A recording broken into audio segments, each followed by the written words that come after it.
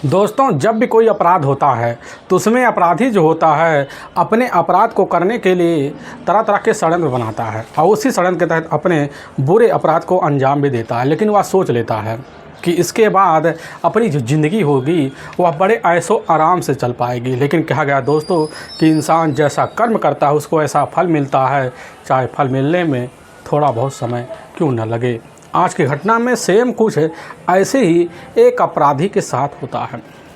अपनी ज़िंदगी जीने के लिए एक ऐसा अपराध कर देता है जिसकी वजह से अब एक निर्दोष महिला इस दुनिया को छोड़ के चली जाती है। लेकिन जब 6 महीने बाद सच्चाई निकल के पूरे गांव के सामने आती है तो गांव वाले सुनकर पूरी तरह से हैरान और परेशान भी हो जाते हैं। आखिर क्या था इस घटना में क्या हुआ, इस घटना की आप पूरी तह तक सच्चाई जानने के लिए इस क्राइम सीरियल को आप लास्ट तक ज़रूर सुनिएगा। नमस्कार दोस्तों, मैं प्रदीप कुमार आपको इस टेढ़ी बात चैनल पे मैं स्वागत करता हूं। दोस्तों आज की यह जो सच्ची घटना है, यह घटना सुनाने से पहले मैं आपसे एक छोटा सा रिक्वेस्ट करना चाहता हूँ, क्योंकि आप इस चैनल पर नए आए होंगे, पहली बार आए होंगे, तो एक बार जाकर अपने ही प्यारे हाथों से आप इस चैनल को लाइक और सब्सक्राइब जरूर करें, ताकि आपकी वजह से प्रोडक्ट होने के नाते यह जो क्राइम स्टोरी है आज काफ़ी लोगों तक पहुंचाया जा सके, और इसके लिए हम आपके तहे दिल से शुक्रगुजार रहेंगे। दोस्तों आज की यह जो सच्ची घटना है, यह घटना ठीक राजस्थान का ही, उसी में जाना माना एक झुंझुनू जिला भी पड़ता है, उसी के अंतर्गत जाना माना एक सागवा गांव लगता है। उसी गांव के रहने वाले होते हैं अब राजेश सिंह। उनके परिवार में उनकी अपनी पत्नी होती है अब सुबोध देवी। उनके टोटल 2 ही बेटे होते हैं, एक बड़ा बेटा होता है सचिन और एक छोटा बेटा होता है अब चितरंजन। लेकिन सचिन और चितरंजन जो होते हैं मौके पर वह फौजी होते हैं। उनके परिवार में तो तरीके से धन और संपन्न भरा होता है। सचिन की अपनी पत्नी भी होती है, इधर अल्पना अपने परिवार में अपने ही इधर सास के साथ अपने घर में अपने नए तरीके से अपनी जिंदगी में ज़्यादातर समय जो होता है सचिन और चितरंजन का ही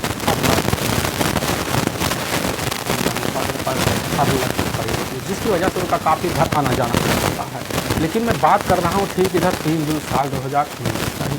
अब जैसे सुबह का टाइम होता है उसी वक्त अल्पना अचानक घर से चीखती हुई बाहर निकलती, पड़ोसी के पास पहुँचती है। कुछ उसके अपने जाने वाले करीबी होते हैं, उन्हीं से कहने लग जाती है कि सासू माँ के कमरे में एक सांप घुसा हुआ है, उसको देखकर हमें डर लग रहा है। और बार बार जो होता है अपने सासू माँ को हम आवाज़ लगा रहे हैं, लेकिन उनके अंदर से कोई रिस्पॉन्स नहीं आ रहा होता है।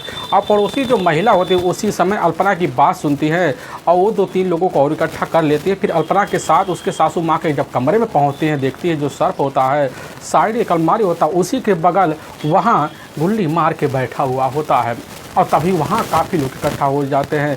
कुछ व्यक्ति करीब जाते हैं, देखते हैं सुबोध देवी के अंदर कोई हलचल नहीं है।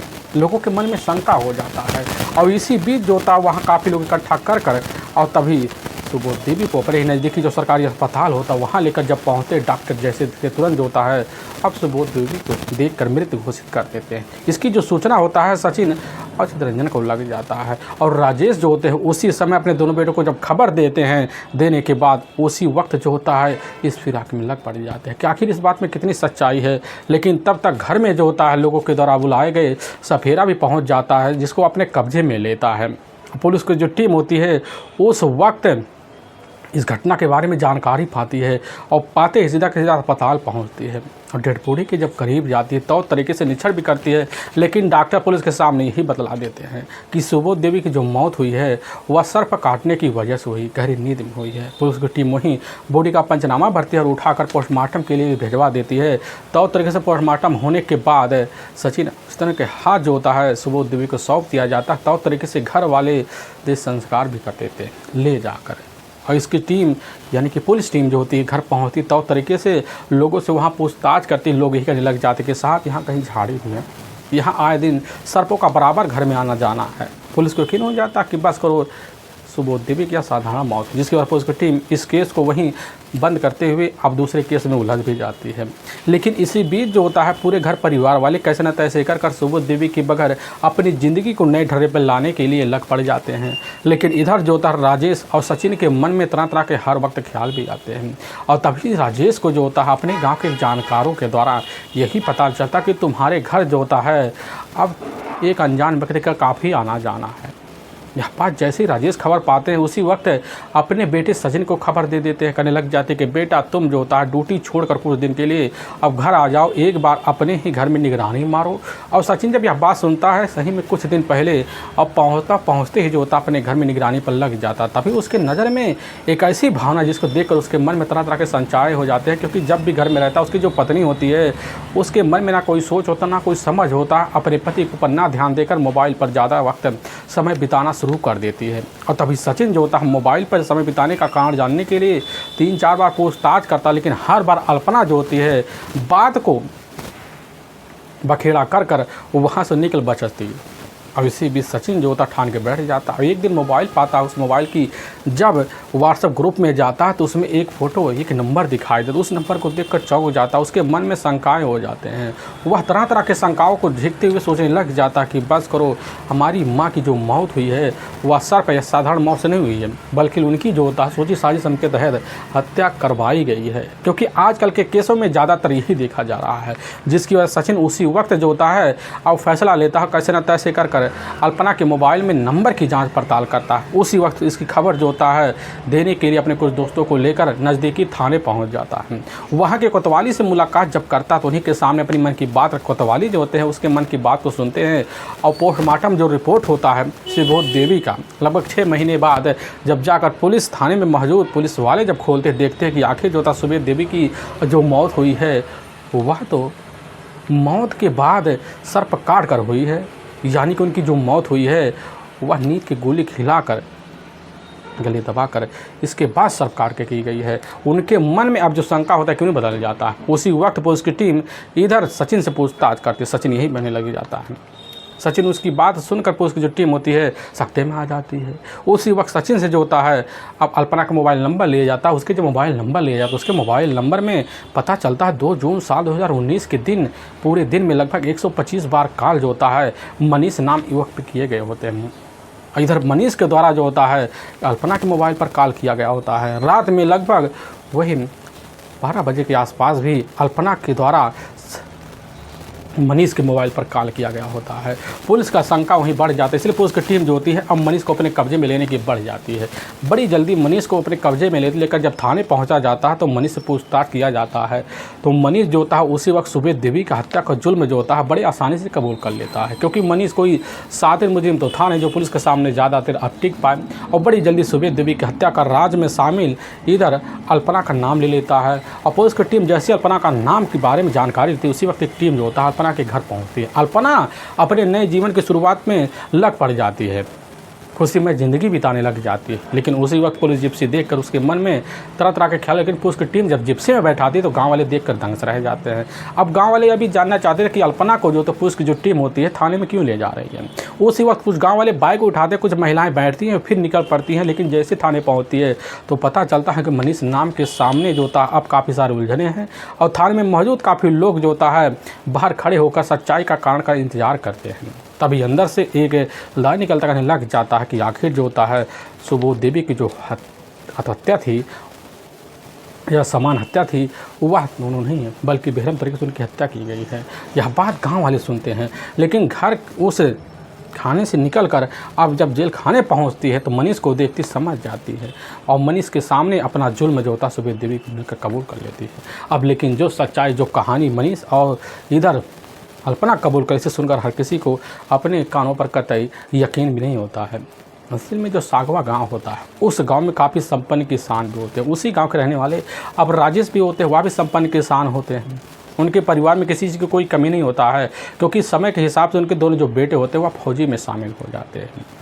फौजी में होने के बाद अब इधर जो होता है सचिन के लिए ढेर सारे रिश्ते आने लग जाते हैं, जिसकी वजह से अब साल 2018 12 दिसंबर का दिन होता है। उसी दिन जाकर धूमधाम तरीके से अल्पना नाम युवती से शादी कर दिया जाता है।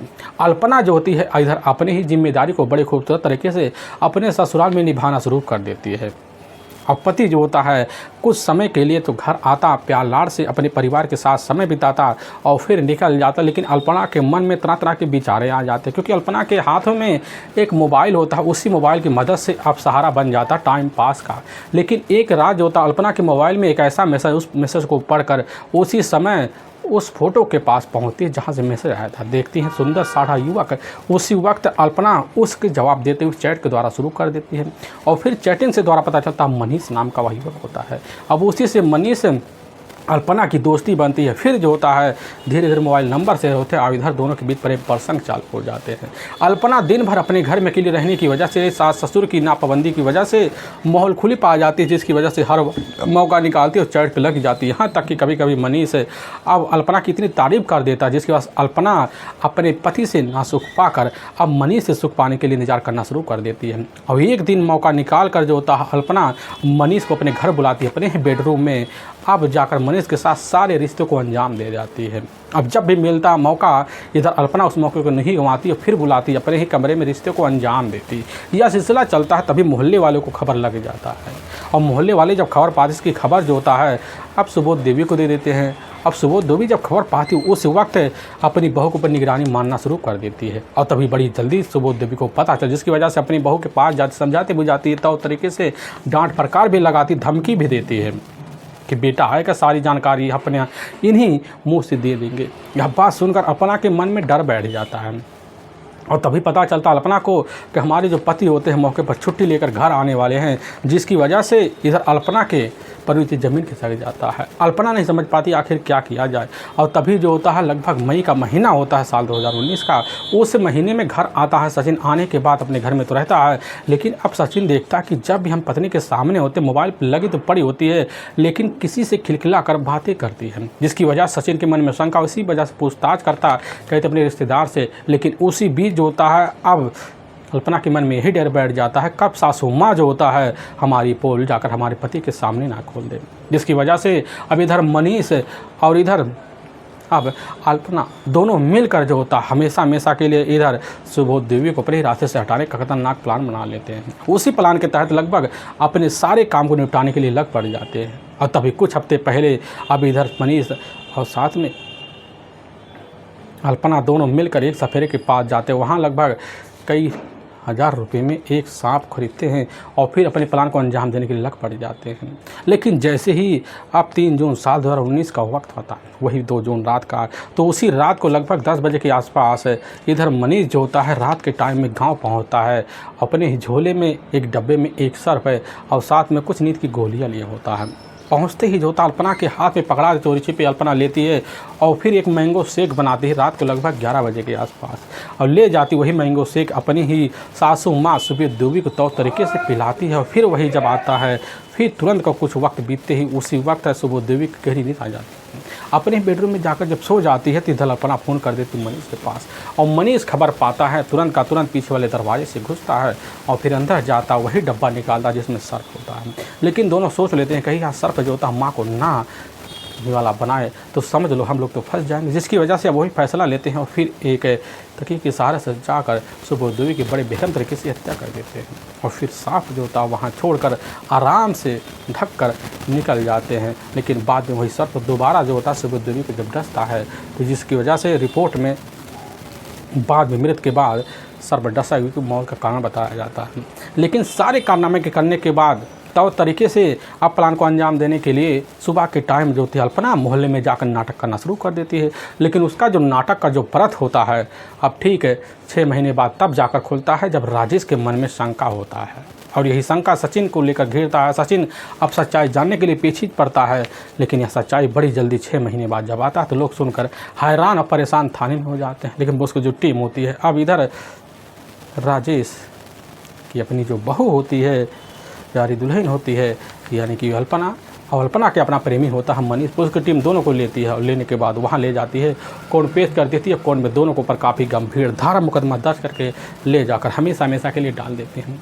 दोस्तों हमें इस घटना का सुनाने का जो उद्देश्य किसी के दिल को ठेस पहुँचाना नहीं है, बल्कि आपको यह बताना कि आप जहाँ भी रहें आप सावधान और सतर्क जरूर रहें। फिर मुलाकात होगी, तब तक के लिए जय हिंद, जय भारत।